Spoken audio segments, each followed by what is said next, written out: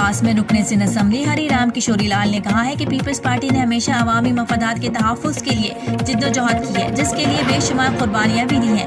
عوام کی خدمت و بنیادی ضروریات کو ان کی دہلیز پر فراہم کرنا پیپلز پارٹی کا منشور ہے۔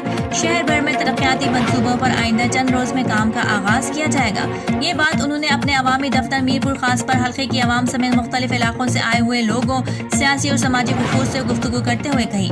ہری رام کشوری لال کا کہنا تھا کہ نیازی سرکار کے مطابق وہ ترقی کی راہ پر گامزن ہے، مگر اب وہ ٹویٹر کے ساتھ فیس بک پر اپنی حکومت چلا رہے ہیں۔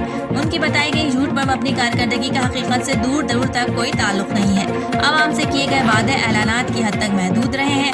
ہر ماہ عوام کو کھانے پینے کی اشیاء اور تیل کی قیمتوں میں اضافے کا سامنا کرنا پڑ رہا ہے۔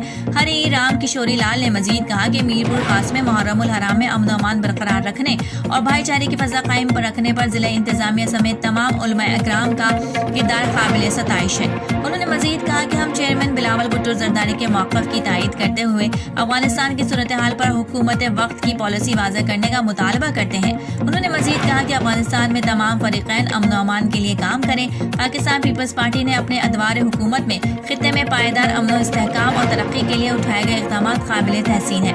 اس سے قبل رکن سندھ اسمبلی ہری رام کشوری لال نے عوام کے مسائل سنے اور ان کے حل کے لیے متعلقہ اداروں کو احکامات جاری کیے۔